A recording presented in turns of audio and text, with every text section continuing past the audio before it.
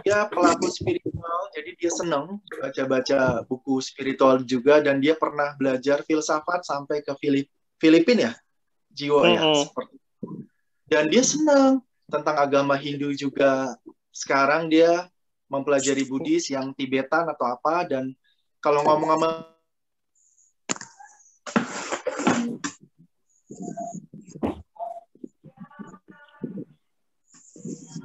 saya tuh sampai berjam-jam gitu loh. Ngobrol juga. Di sini bentuknya santai aja, kita tanya jawab. Misalnya kadang-kadang nama Tuhan itu di agama-agama tuh berbeda ya, Wo. Maksudnya kalau dalam Brother Jiwo melihat seperti itu gimana? Jadi mungkin bisa ungkapkan, oh dari agama ini begini, kayak begitu, Wo. Silakan, Wo. Ya, kalau sebetulnya kalau kita bicara tentang Tuhan, memang setiap agama itu punya konsep ketuhanan yang berbeda-beda. Yes. Ya, ada Tuhan yang jauh, ada Tuhan yang dekat, bahkan ada konsep Tuhan yang Tuhan itu meresapi kita semua gitu, hadir di dalam diri kita juga. Gitu. Kalau untuk nama Tuhan ya memang setiap tradisi punya sebutan untuk Tuhan ya. Misalnya kayak seperti agama Hindu itu adalah salah satu yang tertua di dunia. Mereka tidak mempunyai satu konsep nama tertentu ya. Mereka menyebut Tuhan itu sebagai Brahman, tetapi mereka mempunyai konsep bahwa Tuhan itu juga punya nama lain yang bisa disebutkan oleh kita gitu. Dia tidak rigid dengan satu nama tertentu bahwa Tuhan itu namanya itu A. Nah, itu dia mempunyai konsep ketuhanan yang lebih open-minded menurut saya.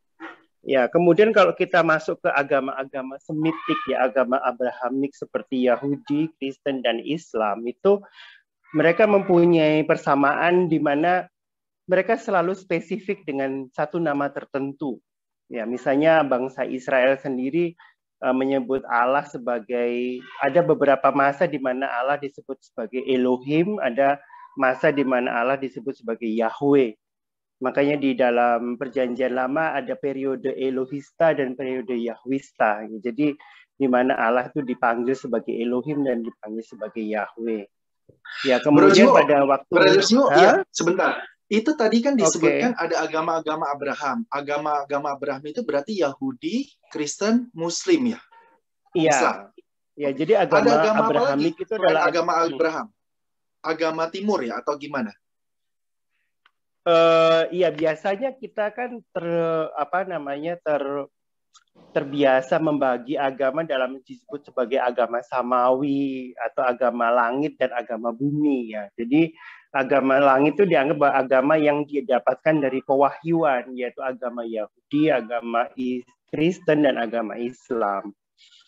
Sementara agama-agama yang non wahyu itu seperti agama Buddha dan agama Hindu dan juga agama-agama Timur seperti mungkin beberapa agama lokal di India seperti Jaina dan beberapa aliran yang lain. Biasanya saya sih membagi dalam bentuk begitu. Jadi yang Abrahamik ini adalah memang dia mempunyai karakteristik yang unik dan sebetulnya mereka tuh mirip satu sama lain ya, karena mereka masih mempunyai leluhur yang sama yaitu Abraham atau Nabi Ibrahim. Nah, sementara kalau untuk agama-agama Timur, terutama kayak agama Hindu dan Buddha, ya memang mereka berbeda konsepnya. Apalagi kalau kita mungkin berbicara tentang agama Buddha, kalau kita bicara tentang Tuhan, hampir orang Buddha itu hampir jarang menyebut nama Tuhan gitu, karena memang di dalam agama Buddha sendiri tidak menyebutkan konsep Tuhan itu seperti apa.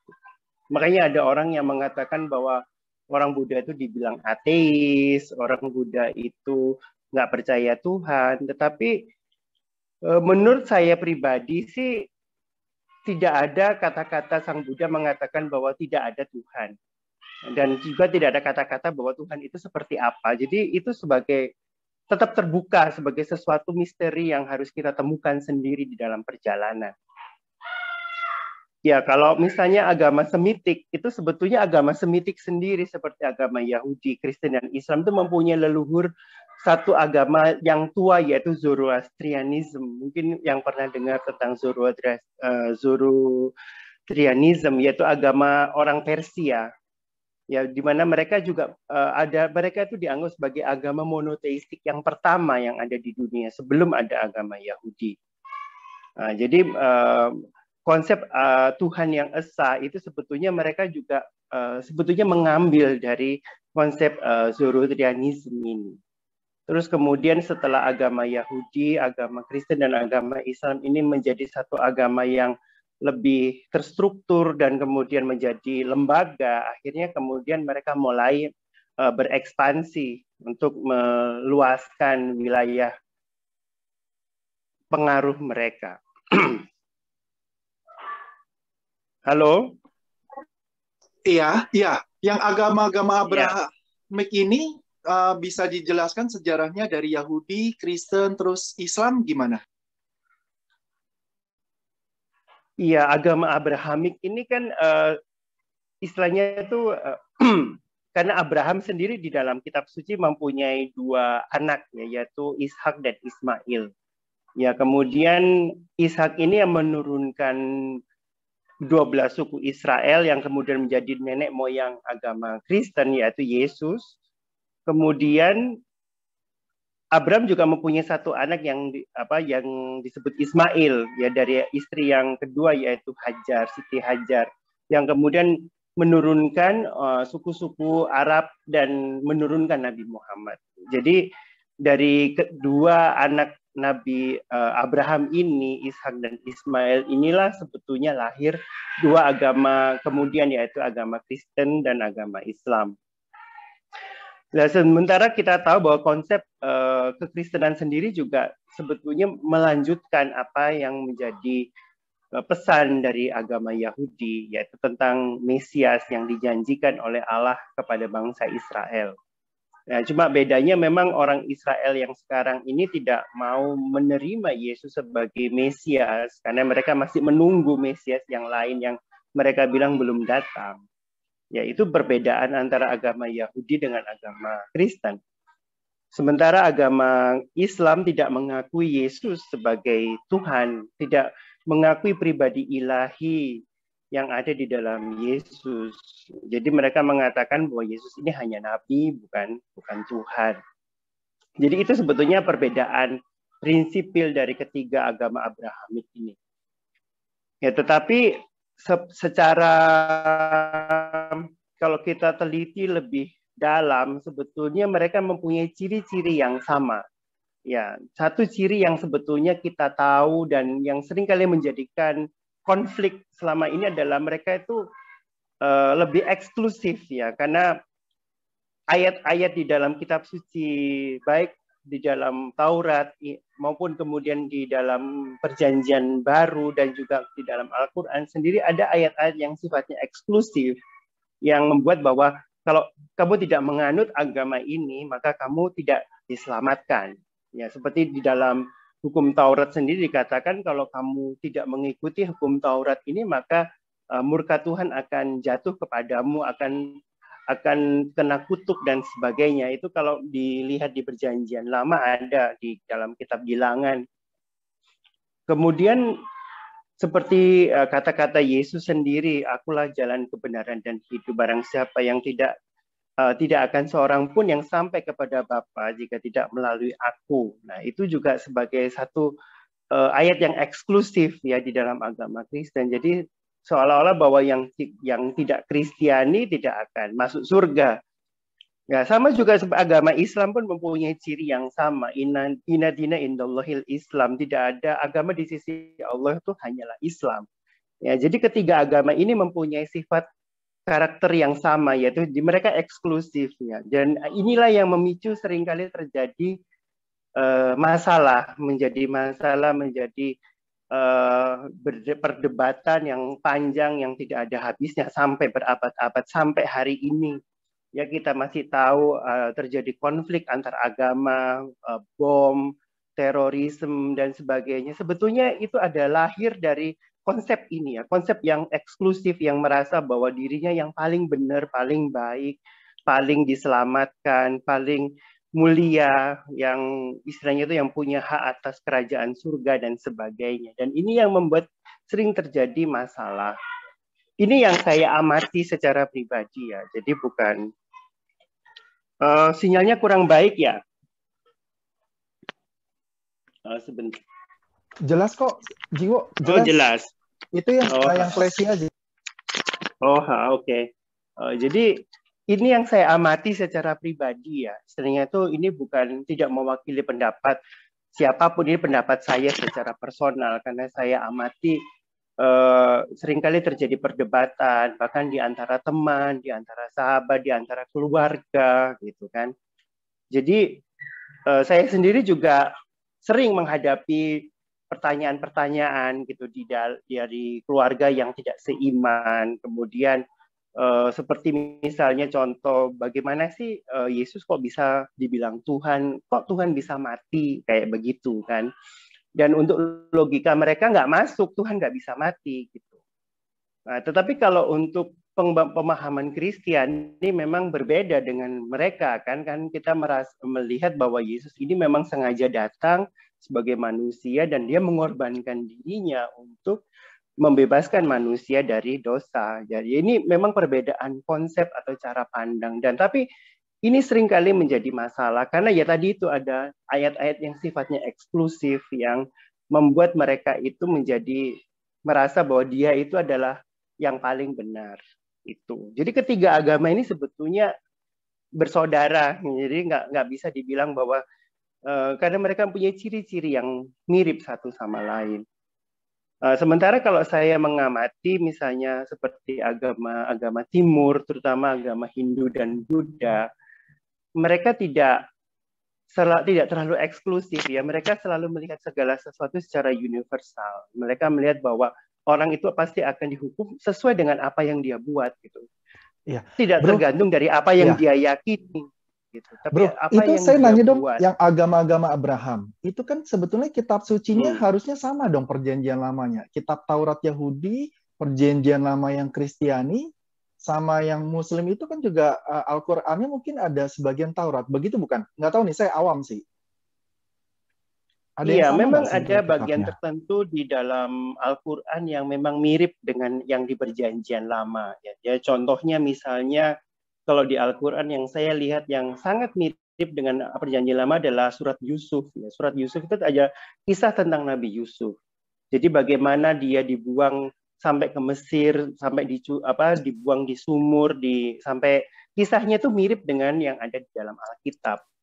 Kemudian ada beberapa kisah yang lain, nabi-nabi yang lain seperti Yunus, kemudian ada kisah tentang Nabi Sulaiman. Kalau di dalam perjanjian lama, Sulaiman, Daud itu disebut raja ya, tetapi kalau di dalam agama Islam mereka dianggap sebagai nabi. Nah, terus kemudian kisah Bunda Maria. Nah, ini yang menarik di sini adalah Al-Quran sendiri mempunyai kisah tentang Bunda Maria itu yang lebih spesifik dibanding Alkitab. Ya, Alkitab kalau kita lihat kisah Bunda Maria cuma kita lihat di dalam Injil Lukas. Kalau kita lihat di Perjanjian Lama yang cerita tentang Maria mulai dari menerima kabar gembira sampai mengungsi ke Mesir itu adalah Injil Lukas. Dan hanya Lukas sendiri yang menuliskan tentang Maria sampai di dalam kisah para rasul di mana Maria menemani para rasul dalam sampai hari Pentakosta, dan itu adalah terakhir kita melihat peranan Maria di dalam Alkitab. Ya, sementara di dalam Al-Qur'an ada surat Maryam itu kisahnya jelas dari masa kecilnya, dari ketika Maria belum dilahirkan sampai kemudian melahirkan Yesus dan sebagainya. Itu detail. Nah, ini yang gitu saya sendiri juga baru tahu. Ya, gitu. Dan ini juga saya heran karena di dalam tradisi Katolik sendiri ada pesta Maria dipersembahkan ke bait Allah. Nah, sementara kisah tentang Maria dipersembahkan ke bait Allah ini tidak dijumpai di dalam Alkitab, tetapi ada di dalam Al-Qur'an. Ya, jadi di Al-Qur'an itu dikisahkan bahwa orang tua Bunda Maria, yaitu kalau di dalam Al-Quran disebut Imron dan Hana. Ya, kalau di dalam tradisi Kristen disebut Yoakim dan Anna ya. Santa Anna adalah ibu Bunda Maria. Jadi bilang mereka tidak mempunyai anak, kemudian mereka berdoa ke bait Allah dan kemudian mereka bernazar kalau misalnya anaknya lahir maka anak itu akan dipersembahkan ke bait Allah dan kemudian mereka melahirkan Bunda Maria dan akhirnya Bunda Maria itu dipersembahkan ke bait Allah untuk mengabdi di bait Allah bersama dengan Nabi Zakaria. Nabi Zakaria itu masih famili dari Bunda Maria. Ya, kalau di saya pernah nonton YouTube tentang Masjidil Aqsa ya. Di Masjidil Aqsa itu di situ ada namanya Mihrab Maryam. Jadi di situ dipercaya bahwa tempat itu adalah biliknya Bunda Maria pada waktu dia menerima kabar dari malaikat Gabriel. Secara Islami ya, tapi ini dalam pandangan agama Islam.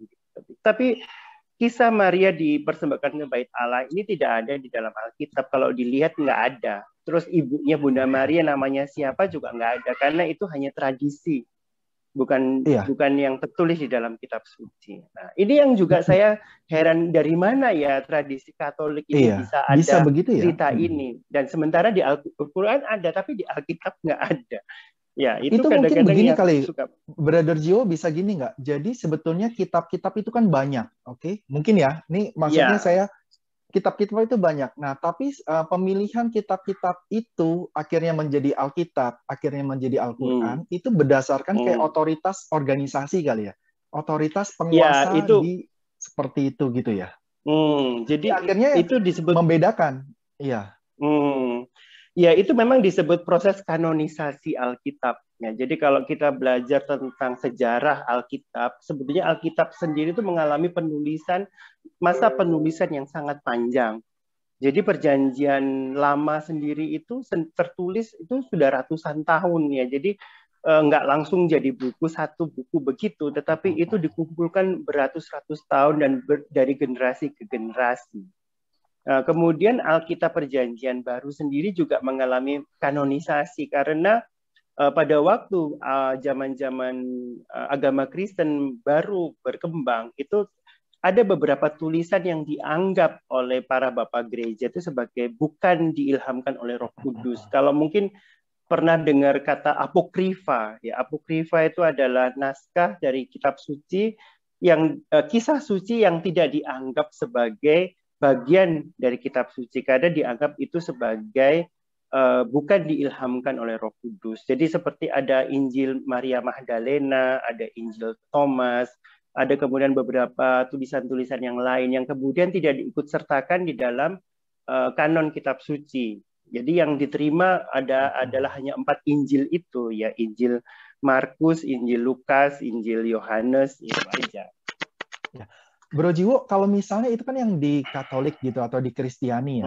Tapi kalau misalnya yang di Muslim, dirimu tahu nggak pembentukan Al-Quran itu bagaimana? Apakah sesuai ada otoritas yang di Muslimnya terus memilah-milah kitab kayak semacam di Kristen tadi kayak di tanda kutip kanonisasi seperti itu. Ada seperti itu nggak?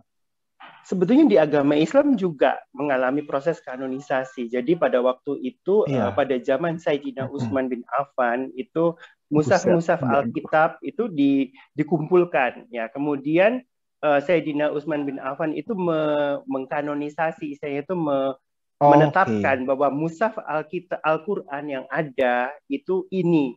Dan kemudian mushaf yang lain, seperti ada mushaf Siti Aisyah, mushaf Sayyidina Ali, dan beberapa yang lain itu dihancurkan, dimusnahkan supaya tidak ada tandingan, tidak ada Al-Quran tandingan. Nah, tetapi para ahli Al-Quran sendiri mengatakan sekarang itu ada 38 versi mushaf Al-Quran gitu loh. Jadi ini ditemukan oleh salah satu peneliti di Mesir ya, dan ini baru-baru kita diskusikan di grup di Facebook gitu, tentang kanonisasi Al-Quran. Dan ini banyak orang Muslim yang juga nggak tahu bahwa Al-Quran ini sendiri mengalami proses itu, proses kodifikasi.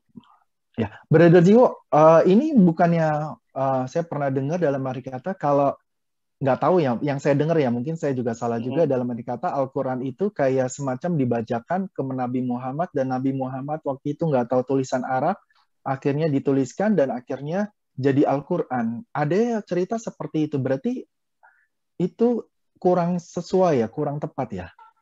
Jadi sebetulnya memang Nabi Muhammad sendiri itu adalah ummi, disebut ummi atau buta huruf. Jadi beliau sendiri itu tidak Iya. bisa membaca dan menulis.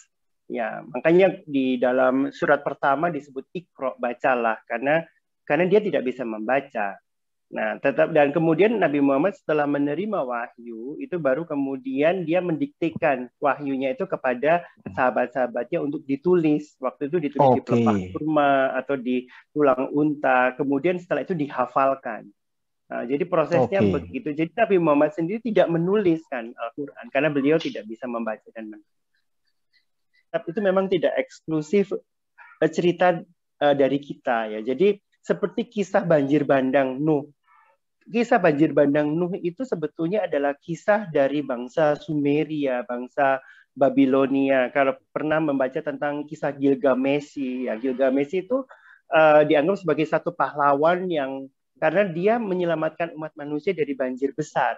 Nah, kemudian ada namanya kalau di dalam Weda disebut Manu. Ya, Manu itu adalah dianggap sebagai manusia pertama yang menyelamatkan yang pada waktu itu terjadi banjir bandang dan dia bertugas untuk menyelamatkan umat manusia begitu.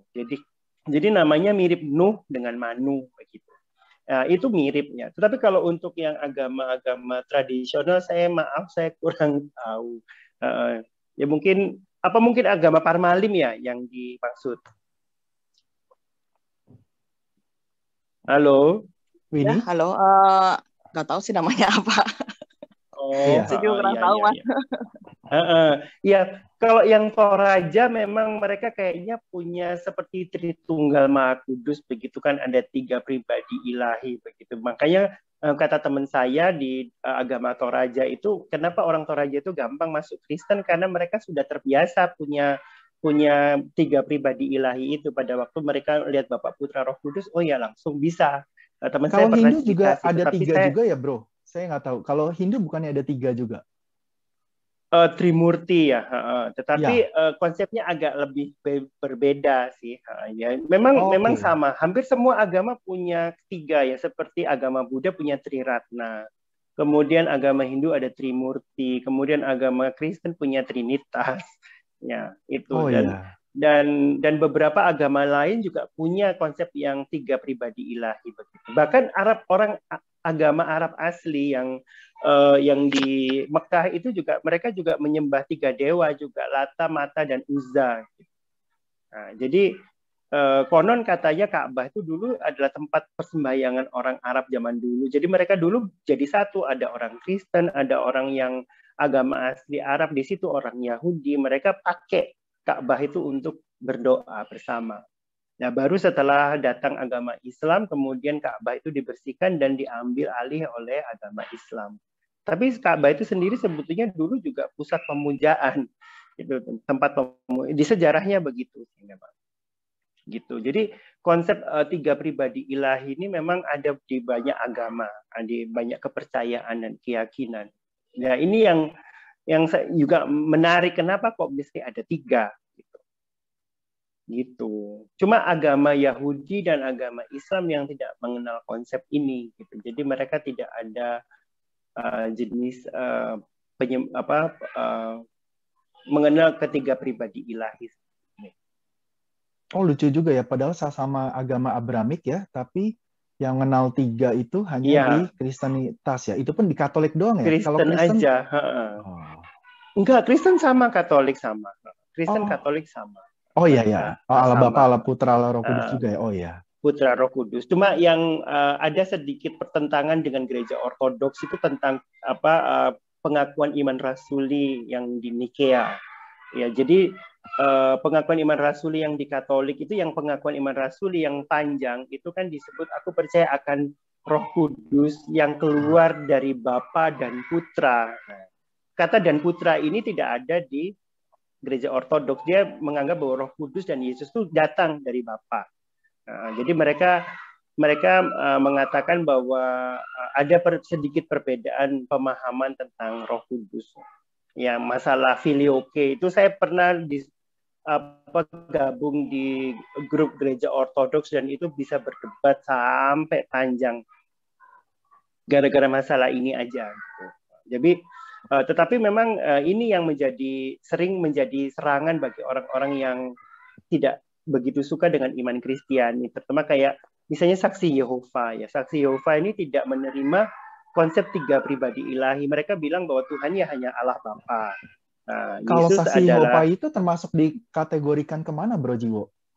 Agama Abrahamik mungkin atau mereka mungkin itu aliran baru ya. Ya mungkin karena mereka oke. sendiri disebut Kristiani juga enggak, karena mereka tidak menerima Yesus sebagai Tuhan dan penyelamat. Jadi agak membedakan dengan agama Kristen.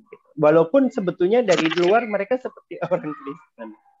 Iya. Tapi dia Yahweh ya kalau nggak salah ya, bukan bisa Iya, dia menyebut dikategorikan Allah ke itu Yahudi juga ya? sebagai Yehova. Dia menyebut Allah itu, nama Allah itu adalah Yehova. Ya, jadi Alkitabnya tidak menyebut Allah itu Allah seperti Alkitab kita, tapi Yehova. Makanya Jadi disebut kadang-kadang saksi kalau aku Yehova. tarik benang merah itu, kadang-kadang proses terbentuknya Alkitab itu sesuai keinginan tanda kutip penguasa kali ya, Wo, ya kayak gitu ya? Iya. Jadi agama itu sebetulnya memang tidak pernah lepas dari politik.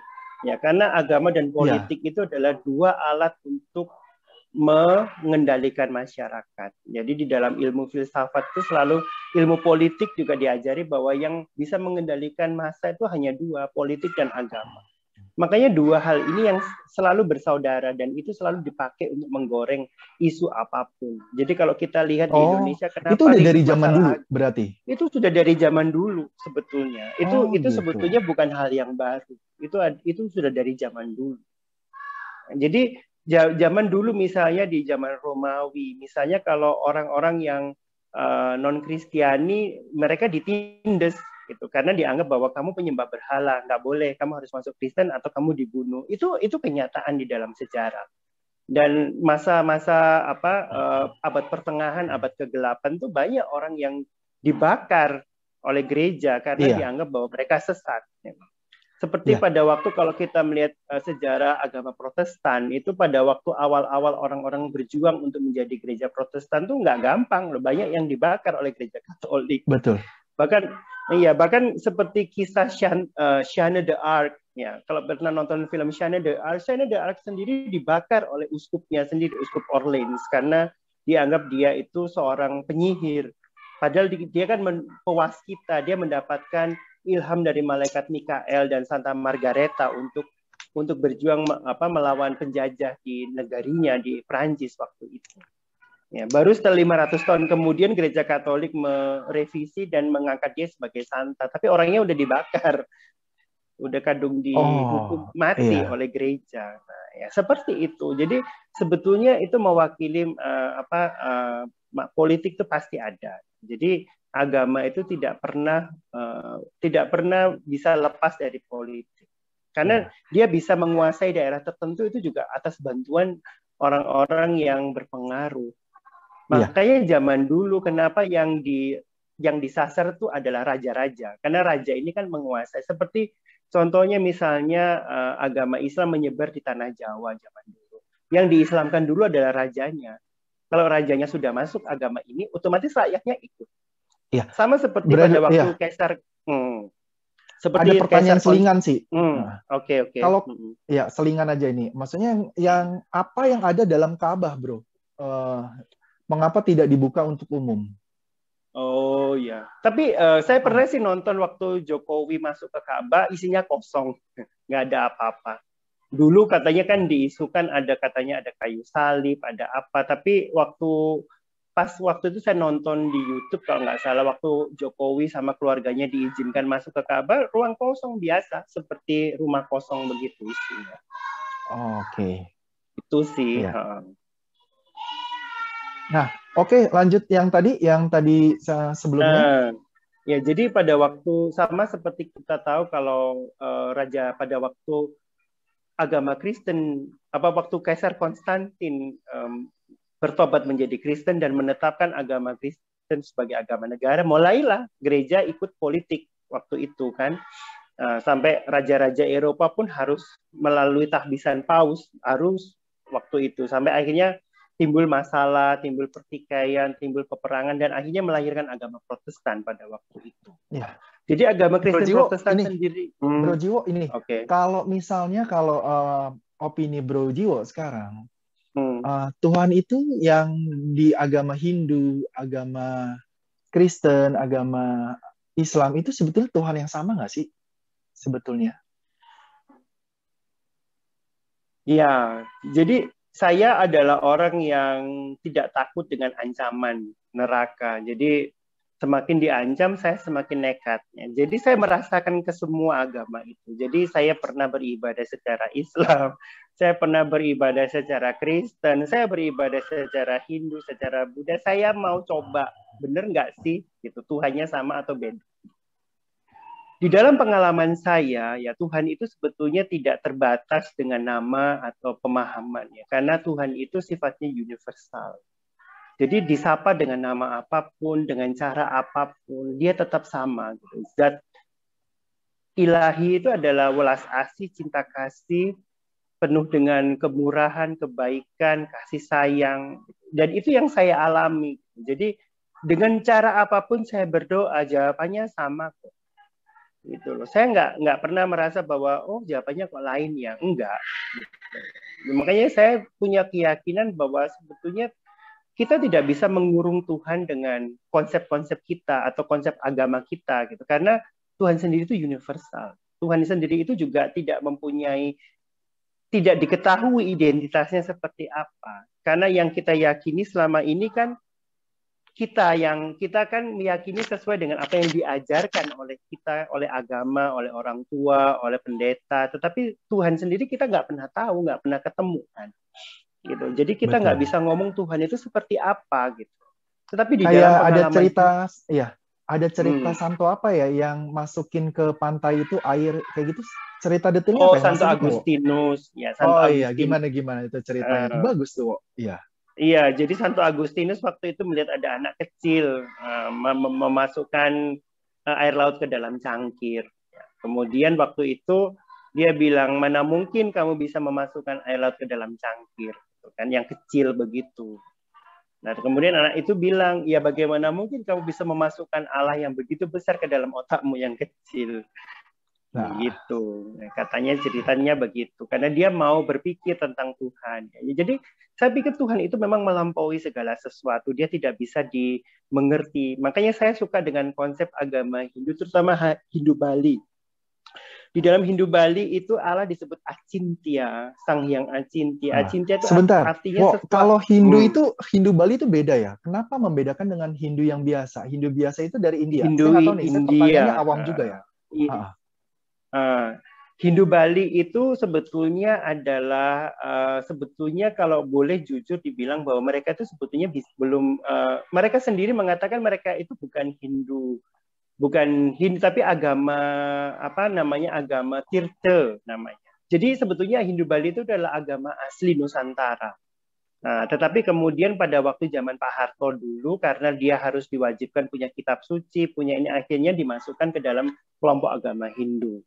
Ya, tetapi orang Bali sendiri kebanyakan mereka memakai pustaka sucinya itu bukan Weda, tetapi mereka memakai lontar, kemudian ada kitab-kitab seperti Sarasa Muscaya, kemudian Manawa Dharma Sastra, dan beberapa kitab yang asli Indonesia. Gitu. Jadi tulisan empu-empu dari Indonesia. Nah, terus kemudian kalau konsep Hindu di Bali, itu mereka masih ada namanya leluhur. Kawitan atau pura kawitan. Jadi mereka itu sebelum meminta kepada Tuhan, kepada para dewa, mereka harus memohon dulu kepada leluhur. Karena dianggap leluhur itu yang paling dekat dengan kita dan yang paling cepat membantu kalau ada sesuatu. Nah, dan konsep leluhur ini nggak ada di dalam agama Hindu India. Ya Hindu India nggak mengenal namanya pura kawitan, nggak punya karena kalau di Bali itu kita nggak bisa pergi ke sembarang pura. Jadi ada pura yang memang untuk umum dan ada pura yang untuk keluarga gitu. Jadi kamu nggak boleh masuk ke situ karena itu bukan leluhur kamu. Begitu. Bro Dio, dirimu yang tentang Hindu Bali, yang pengetahuan Hindu ini dapat dari mana? Setahuku kan dirimu, setahuku ya, pernah belajar dari orang, apa sempat dalamin peribadatan Hindu? Oh dari itu ya, si yang teman satu grup WA kita dulu itu ya, si Marcel ya? Lupa Jadi saya namanya. sebetulnya aku sendiri punya guru Hindu ya. Jadi ada guru Hindu Oh, saya gitu. itu ya itu Isanji, kemudian yang saya ketemu langsung itu dengan Isanji. Terus yang saya ketemunya di online di Telegram itu apa Sri Guru Karunamaya. Jadi karena saya nggak bisa pergi ke India, jadi ketemunya lewat Zoom sama lewat Telegram waktu itu. Terus ada satu guru lagi saya ikut Sri Ravi Shankar, tapi bukan langsung dapat teachingnya, tetapi saya ikut program meditasi. Terus kalau untuk yang Hindu Bali, saya belajar sendiri sama teman-teman kelompok Hindu Bali sih. Jadi saya ikut gabung di beberapa grup Hindu Bali, grup Tantra Bali. Jadi dari mereka saya belajar beberapa begini begitu. Jadi Iya. Oke. Sip. Mantap. Kalau yang Islam belajar dari mana, Wo? Keluarga ya? Kalau Islam, karena dulu kan saya sekolahnya negeri ya. Jadi di negeri kan waktu itu kalau agama Kristen atau Katolik kan nggak ada guru agama. Jadi kita harus ikut agama Islam supaya dapat nilai. Akhirnya ya saya ikut aja karena daripada mesti cari guru agama Katolik lebih susah kan. Nah, jadi saya belajar agama Katolik baru SMA. SMA itu baru ada guru agama Katolik, ikut pelajaran agama Katolik. Tapi kalau pada waktu kecil ya memang saya belajar ngaji juga karena waktu itu memang ada kewajiban untuk belajar. Nah, kebetulan karena saya juga suka ya akhirnya saya baca-baca juga, saya dalami juga gitu. Tapi karena ada peperangan itu saya yang agak nggak bisa terima kenapa harus ada perang, kenapa harus ada orang kafir. Jadi akhirnya saya memutuskan untuk memilih yang lain gitu, tidak memilih. Iya. Nah, mungkin sebelum jiwa terlalu berat, kita dibuka pertanyaan. Enggak terlalu berat. Silakan tanyakan langsung. Kita yang santai-santai dan relax-relax saja. Nah, itu udah nanya, Hindu Bali itu sama dengan Hindu Majapahit kah? Iya, jadi atau Bali Mula? Bali Mula itu sebetulnya kalau Bali Mula itu kita bisa lihat di daerah Trunyan atau Bali Aga atau Bali Tua ya. Jadi orang-orang di Trunyan itu tidak mengkremasi jenazah seperti Hindu Bali pada umumnya, tapi mereka ditaruh di bawah pohon taru menyan yang ada di desa itu. Nah, kalau Hindu Bali itu memang beberapa pendeta dulu dari Majapahit memang sempat datang untuk menyebarkan agama Hindu. Jadi kalau baca sejarahnya ada Empu, dulu namanya Empu Kuturan, kemudian ada namanya Danghyang Nirarte. Dulu yang datang ke Bali pertama kali itu Danghyang Nirarte yang rambutnya disimpan di Pura Rambut Siwi di Jemberan. Nah, kalau kita pergi ke Bali lewat darat itu dari arah barat itu ada Pura Rambut Siwi di pinggir jalan, pinggir laut. Nah, itu Danghyang Nirarte meninggalkan rambutnya di situ. Ya itu sebagian memang ada dari Majapahit ya. Jadi ada pengaruh dari Jawa. Dan orang Bali sendiri juga mempunyai keyakinan leluhur Bali sendiri juga ada. Jadi itu mix. Jadi Hindu Bali itu sebetulnya perpaduan antara apa yang datang dari Jawa dan apa yang ada di dalam orang Bali sendiri. Ya. Dan Hindunya juga berbeda dengan Hindu Tengger ya. Hindu Tengger yang di Gunung Bromo itu juga beda. Kemudian ada Hindu Kaharingan yang ada di Kalimantan Tengah itu juga berbeda. Terus kemudian Hindu Sunda Wiwitan, Hindu yang di Tanah Sunda juga agak berbeda. Juga ya?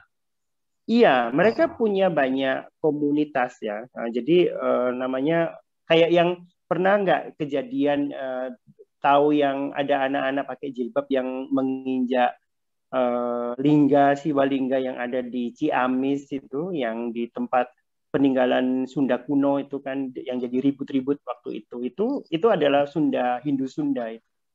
Ya. Mereka. Brother Jiwo, kalau misalnya agama asli orang Indonesia itu sebenarnya agama apa sih yang asli orang Indonesia ya? Dari leluhur kita gitu. Sebetulnya banyak ya leluhur Indonesia. Seperti kalau di Batak disebut Parmalim itu ada, kemudian seperti di Tanah Sumba disebut Marapu, kemudian Toraja itu ada namanya Aluk Todolo, kemudian ada di Jawa tuh namanya Kapitayan, kemudian ada beberapa yang lain. Nah, sekarang ini lagi tumbuh subur loh. Sunda Wiwitan itu adalah agama-agama asli Nusantara sebetulnya. Mereka juga punya konsep ketuhanan. Jadi mereka Tuhannya juga esa.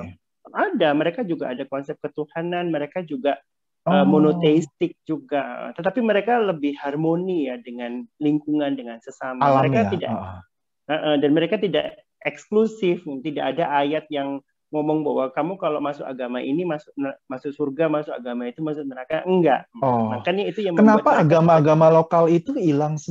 Nggak tahu, ibaratnya bagi saya kayak hilang gitu ya, hampir hilang kayak gitu ya, nggak ditonjolkan sama sekali ya, malah jadi kayak agama yang dari luar. Aluk Todolo yang di Toraja, iya Aluk Todolo di Toraja. Ya jadi memang ya kita tahu bahwa ada memang agama Semitik ya, terutama agama Islam dan agama Kristen itu mempunyai sifat misioner. Jadi sifatnya ini ingin mewartakan imannya kepada orang yang dianggap itu belum beragama. Jadi baik Kristen maupun Islam itu mempunyai karakter ini gitu. Jadi kalau misalnya ada orang yang masih kejawen gitu ya, kalau nggak dimasukin Kristen ya dimasukin Islam gitu. Jadi makanya mungkin kalau aku lihat kedua agama itu yang paling sering konflik ya. Iya. Antar agama. Terus kemudian pemerintah sendiri juga tidak memberikan fasilitas yang sama dengan orang-orang yang agama-agama Nusantara ini. Mereka kan nggak punya tempat ibadah yang tetap kayak kita, punya gereja, punya masjid. Kemudian mereka juga dianggap tidak punya kitab suci, tidak punya nabi.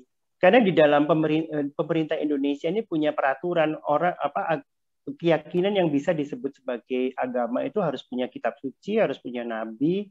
Nah, makanya agama Konghucu itu bisa dimasukkan ke dalam agama resmi negara karena agama Konghucu kan ada nabinya, Nabi Konghu. Kemudian ada ininya kitab sucinya, Tao Te Ching itu kan, I Ching itu kan, itu kitab sucinya. Jadi masih bisa digolongkan di dalam agama. Tapi kayak Kapitayan, kemudian Aluk Todolo, Parmalim itu dianggap ini bukan agama gitu loh, kayak aliran kepercayaan aja. Kalau dirimu pernah dalamin ibadat, maksudnya pernah ikut ibadat yang agama lokal ini nggak? Pernah nggak? Kalau agama lokal belum. Saya belum sempat. Sebetulnya waktu itu saya kepingin ketemu sama komunitas yang Sunda Wiwitan. Ya, tapi belum sampai kesampaian sih. Tapi aku belum pernah sih ngerasain gimana. Tapi kalau aku nonton di YouTube sih mereka lebih adem ya, lebih tenang, dan kemudian mereka tuh nggak ada sifat judgmental gitu. Jadi mereka tuh open minded banget agama-agama Nusantara. Gitu. Iya. Nah, ini ada dari Cahya Diana. Terima kasih, Brother Jiwo. Saya Hindu dan malah lebih banyak dapat info dari Bro Jiwo. Kalau boleh, saya ingin lebih banyak info tentang sejarah agama Nusantara. Boleh dibagi referensinya. Nah, mungkin itu bisa sesi 2 kalau misalnya Bro Jiwo ada ini. Oh iya, nanti bisa japri saya aja. Saya punya banyak teman-teman yang tergabung di dalam agama-agama Nusantara ya. Jadi mereka selalu bertukar informasi, bertukar misalnya kalau ada perayaan, ada upacara segala macam mereka. Kalau Hindu sendiri bukan agama asli yang Nusantara ya? Sejarah agama kalau Hindu itu kan sebetulnya Hindu itu kan nama dari pemberian orang Inggris. Sebetulnya nama asli agama Hindu India itu adalah Sanatana Dharma. Ya, Sanatana Dharma. Jadi ada Buddha Dharma, ada Sanatana Dharma. Sanatana Dharma inilah yang disebut sebagai Hindu. Nah, orang India sendiri sekarang tidak mau menyebut diri Hindu gitu. Jadi mereka menyebut sebagai Sanatana Dharma. Itu. Oh, gitu. Nah, Hindu itu adalah pemberian orang Inggris kan. Karena orang Inggris itu bingung, di India itu banyak banget aliran agamanya, mereka menyebutnya Hindu. Begitu. Karena dulu tidak ada divisi pemisahan. Jadi orang orang India itu open gitu loh. Jadi mau yang Buddha, mau yang Hindu, mau yang Jaina itu ya bareng-bareng gitu loh. Jadi kamu gurunya Buddha, kamu gurunya ini, kamu gurunya itu. Nah, orang Inggris lah yang membuat pemisahan, gitu. Makanya disebut sebagai Hindu karena daerah Sungai Indus kan itu, makanya disebut Hindu. Tapi sebetulnya kata yang benar itu adalah Sanatana Dharma untuk agama Hindu. Ya, Sanatana Dharma Hindu, yang artinya apa? Sanatana Dharma. Nggak tahu sih artinya secara spesifik. Dan agama Hindu India sendiri juga banyak beberapa tradisi juga berbeda-beda. Tergantung dari madhabnya, gurunya, kemudian silsilahnya dan macam-macam. Gitu. Jadi sebetulnya yang memberi nama itu bukanlah orang Hindu tetapi orang Inggris karena dia bingung melihat banyak agama di India. Makanya dia dibedain. Oh, yang ini Hindu, ini Buddha. Oke. Gitu. Oke, ada pertanyaan lagi yang mengenai tentang agama-agama. Ini yang ringan permukaan-permukaan dulu. Nanti kalau misalnya ada ini sesi sih 2. Ringan ya. Ini cuma pengetahuan yang secara umum aja gitu ya. Yang mungkin mungkin semua juga banyak yang udah tahu. Ya karena kalau udah masuk ke jeroannya, masuk ke filsafatnya lebih pusing lagi, lebih susah ya karena pemahaman itu kan.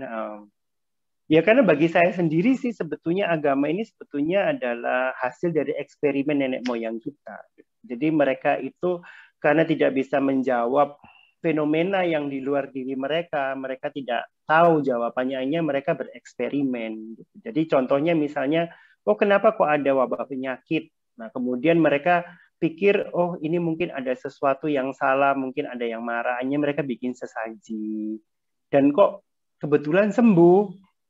Akhirnya mereka meyakini bahwa, ini benar, berarti ada yang marah, berarti kalau ada ini dikasih sesaji. Akhirnya itu menjadi pengalaman, dan pengalaman ini kemudian diajarkan berturun-temurun menjadi keyakinan, menjadi sistem belief system. Gitu. Menurut saya begitu, karena kebanyakan begitu gitu loh. Seperti Nabi Muhammad sendiri kan dulunya juga nggak punya agama kan, istilahnya tuh dia bertapa di Gua Hiro, kemudian mendapatkan wahyu. Kan sebelumnya dia agamanya apa?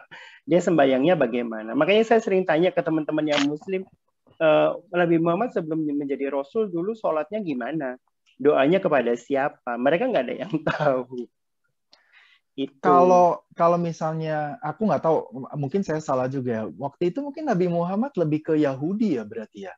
Jadi kayak di Yahudi kan juga sama Muslim itu kan sholatnya justru mirip mungkin ya?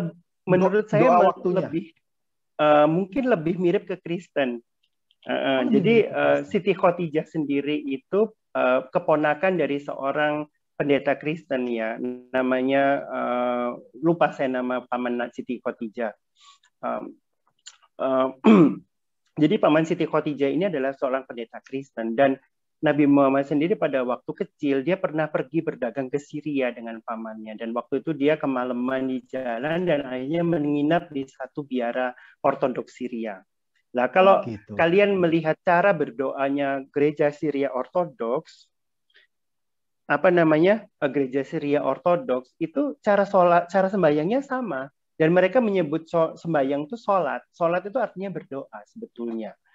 Selota, bahasa Aramiknya itu selota, dan mereka ada ruku, ada rokaatnya juga sama. Kalau kayak di Yahudi kan 7 waktu ya, Bro Jiwo ya? Sembayangnya 7 waktu. Agama Yahudi sih nggak 7 waktu. Yang 7 waktu itu agama Kristen. Oh, 7 waktu agama Kristen. Yang 7 waktu itu Kristen. Jadi bukan. Jadi ibadat kalau kamu pergi ke biara kontemplatif, mereka 7 kali sembahyang. Jadi Laudes Prima itu sembahyang subuh. Kemudian Sexta itu sembahyang duha. Jadi sembahyang siang sebelum tengah hari. Kemudian Nona itu sembahyang tengah hari, itu sholat duhur. Kemudian Tertia itu sembahyang asar, sembahyang siang setelah tengah hari. Kemudian Vespera itu sembahyang sore, maghrib. Completorium sembahyang isya. Dan Matutina itu sembahyang malam atau sembahyang tahajud. Ada 7 kali. Oke. Sip. Jadi itu sebetulnya kalau salah-salah dirimu juga kita nggak tahu kok. Sebetulnya itu tradisi Kristiani, dan kemudian Islam itu cuma 5 yang wajib, yang 2 sunnah, yang duha sama tahajud. Tapi sebetulnya kalau itu semua dijalanin itu 7 kali sehari, sama seperti yang di Rawa Seneng. Iya. Gitu. Di Rawa Seneng kan mereka sembahyangnya 7 kali sehari. Kan kalau ya. Kok dirimu ngomong-ngomong bisa doa berbagai agama tapi dengan bahasa merekanya sendiri. Jadi bahasa Hindu, bahasa Arab, sama itu semuanya bisa loh. Ada berapa bahasa yang dirimu kuasain dalam bahasa doa? Arab bisa, kemudian bahasa Sanskerta bisa. Kalau yang bahasa Bali saya nggak bisa karena susah ya. Bahasa Bali itu doa di bahasa Hindu Bali itu pakai bahasa Kawi ya. Bahasa Kawi itu bahasa Jawa kuno, lebih halus dan lebih sulit untuk dihafal. Kalau bahasa Sanskerta masih lebih mudah dihafal. Coba dong Pali bisa, doa 2-3 kalimat kok berbagai macam agama kok. Boleh dong. Yang kalau yang di Katolik yang Latinnya dong. Yang Latinnya lu bisa kan? Latin bisa, Latin. Ya coba dong kok, Cia. Jadi ya pengen seru ini buat ini aja, pengen tahu gitu loh. Dari berbagai bahasa aslinya ya, coba kok. Gak usah panjang-panjang kok, jangan satu agama 5 menit, enggak, 1-2 menit aja. Kalau sebetulnya kalau bahasa asli agama Kristen itu bahasa Aramik. Aku nggak bisa niruin yang Latin, Aramik. Yang Latin aja. Kalau Aramik kan susah. Latin pasti bisa dong. Iya. Coba. Kalau Latin masih bisa. Ya doa Bapa Kami bahasa Latin. Iya boleh. Pater noster qui es in celis sanctificetur nomen tuum, adveniat regnum tuum, fiat voluntas tua sicut in cielo in terra. Panem nostrum quotidianum da nobis hodie et dimitte nobis debita nostra, sicut et nos dimittimus debitoribus nostris, et ne nos inducas in tentationem, sed libera nos a malo. Amin. Oke. Bapak Kami bahasa Arab? Cuma abana ladzi fis samawat, cuma itu aja yang bisa. Oh, belum. Ya, yang bahasa Arab coba, yang lu agak panjang kayak begitu, yang ini coba, yang lu hafal. Salawat Nabi, Allahumma sholli wa sallim wa barik ala Sayyidina Muhammad wa ala alihi wa sahbihi wa sallim. Oke, itu oke. Itu aja gue nggak banyak tahu sih. Kalau bahasa Arab sih bisa Al-Fatihah, bisa surat Al-Ikhlas, surat gitu. ayat kursi. Sampai hafal. Nah, saya hafal ayat kursi, surat Alam Nasr. Ya, coba dong. Iya, nggak apa-apa coba. Coba. Ya, surat misalnya yang surat Al-Kautsar aja, inna a'tainakal kautsar fasholli lirabbika wanhar inna syani'aka huwal abtar. Itu yang surat terpendek di Al-Qur'an. Yang artinya surat Al-Kautsar ini, inna a'tainakal kautsar, sesungguhnya aku telah memberikan kepadamu nikmat yang banyak. Fasholli lirabbika wanhar, dan oleh karena itu dirikanlah salat dan tunaikanlah kurban. Inasyani'aka huwal abtar, dan sesungguhnya mereka yang terpisah, yang membenci kamu adalah orang-orang yang terpisah. Oke, keren. Yang kalau agama Hindu, coba agama Hindu apa itunya? Yang lu hafal? Banyak agama Hindu. Banyak. Kalau saya suka sih agama Hindu karena saya suka yang hafal doanya, yang pakai bahasanya mereka coba. Yang Sanskerta. Iya. Sanskerta. Wakratunda Mahakaya Surya Koti Samaprabha Nirvignam Kurume Dewa Sarvakaryeshu Sarvada. Itu Wakratunda untuk Ganesha. Oke. Yang Buddhis, yang Tibetan coba. Yang sana hafal lah. Ayo. Tibetan, Om Jetsun Pamadrol Malajaksa Lojaksal dari Nyurma Pamudu dari Jipasel Maturi dan Kunjin Pedrol Masohayi Kekiola Dudo itu untuk Tara Hijau. Oke, keren. Salah memahami atau mengerti gitu. Jadi ayat-ayat itu kan ada ayat yang kontekstual, ada ayat yang bisa dipakai secara terus-menerus secara aktual. Seperti ayat peperangan sendiri di Perjanjian Lama ada. Itu loh. Jadi jangan bilang Ya. bahwa di Al-Quran, cuma di Al-Quran aja ayat peperangan. Di Alkitab juga ada. Misalnya tuh ada perintah Tuhan, kamu harus memerangi orang-orang yang tidak bersunat itu, bunuhlah mereka. Lah kalau kayak begitu Oh, di gimana? Alkitab ada? Ada, kamu baca aja tuh kitab Raja-Raja, Tawarik, itu Oh, banyak iya, itu iya. kisah-kisah peperangan di situ. Oke, keren-keren. Itu, jadi kita nggak bisa mengatakan bahwa oh itu sebetulnya proses orang Yahudi sendiri untuk mendapatkan tanah perjanjian itu pun dengan peperangan, karena yang memiliki tanah perjanjian dulu kan orang-orang Kanaan, orang Fenisia, orang-orang yang tidak menyembah Yahweh. Mereka kan menyembah dewa-dewa kan, dewa Astoret, dewa Baal, dewa macam-macam, dewa orang-orang Kanaan asli, dan mereka kan diperangi gitu, dibunuh, tanahnya diambil gitu. Kalau baca Alkitab dengan jujur isinya begitu loh, perang-perang gitu. Jadi Iya. kita nggak boleh merasa bahwa oh ini, kita juga harus tahu bahwa ini memang konteks agama-agama Abrahamik ini memang mereka itu lahir di padang gurun gitu loh, tempat yang sangat gersang, kemudian penuh dengan pertentangan, pertikaian, dan mereka itu kan bangsa-bangsa yang nomaden kan, mereka itu berkabilah-kabilah begitu. Jadi mereka itu sifatnya kalau kepingin menguasai daerah tertentu ya dia harus perang, dia harus mengalahkan pihak itu baru dia dapat tempat itu gitu. Itu memang sistemnya begitu. Sementara agama Hindu dan agama Buddha itu lahir di India, di negeri yang subur, tenang, dan mereka mempunyai spiritualitas yang sudah tinggi gitu loh. Jadi zaman Sang Buddha lahir itu mereka sudah kenal yoga, kenal meditasi, udah ada yang masuk ke jhana, ada yang udah jadi dewa, segala macam gitu loh. Jadi kalau mereka tidak terlalu banyak ada konflik, ya memang karena lahirnya pun di negeri yang damai. Sementara ini memang negaranya memang lahirnya di tanah yang panas. Jadi kita bisa memahami gitu karakteristik kenapa kok begitu ya. Gitu. Jadi mesti ngerti latar belakang mereka seperti apa. Keren ya, gila ya. Jadi supaya kita bisa lebih menerima, memahami, menyadari, oh iya ya, aku nggak bisa nyalain kamu karena memang latar belakangnya itu sama seperti luka batin. Kenapa orang ini nyebelin? Oh ternyata dia itu lahir dari keluarga yang nggak harmonis, dipukulin papanya, dipukulin mamanya, akhirnya dia jadi bengis, kejam misalnya, atau jadi pembunuh berdarah dingin, jadi pemerkosa, mutilasi. Karena apa? Karena dia lahir dari tempat yang tidak ada cinta kasih di situ. Itu. Ya kita harus menyadari bahwa rahim dari agama-agama Semit ini adalah padang gurun yang tandus dan keras. Disimpulkan sebetulnya, dari perbicaraan kita. Kesimpulannya sebetulnya semua agama itu mempunyai nilai universal yang sama. Jadi kalau saya amati nilai universal yang paling bisa kita lihat dari semua agama ini adalah salah satunya adalah memberi, ya berdana. Ya, memberi itu diajarkan oleh semua agama dan juga diajarkan di Pranic Healing juga kan. Jadi ini adalah hukum universal yang memang sudah ada sejak semula, sebelum agama ini lahir pun hukum ini sudah diketahui oleh nenek moyang kita.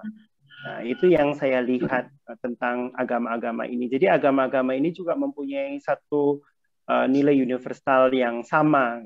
Terus ada tentang, misalnya satu hal yang saya lihat juga tentang puasa misalnya. Ya, jadi puasa itu juga satu hal yang sifatnya universal yang sebelum agama-agama itu ada, nenek moyang kita pun sudah berpuasa sejak semula gitu. Jadi ada tirakat zaman dulu itu kan seperti itu. Jadi ada hal yang bisa kita ambil dari mereka. Jadi bagi saya yang penting adalah kita mengambil pesan universal dari mereka, agama-agama ini. Tidak perlu mempertentangkan perbedaan, tidak perlu mempertentangkan masalah doktrin-doktrin, dogma-dogma yang fanatik ya. Tetapi kita lihat pesan apa yang positif yang bisa kita sumbangkan kepada kemanusiaan. Itu aja. Gitu. Jadi makanya saya senang dengan sesi Pranic Healing ini karena sifatnya universal, sangat menyentuh ke semua lapisan masyarakat tanpa terbebani dengan dogma-dogma yang berat atau dogma-dogma yang membingungkan. Gitu. Itu aja sih.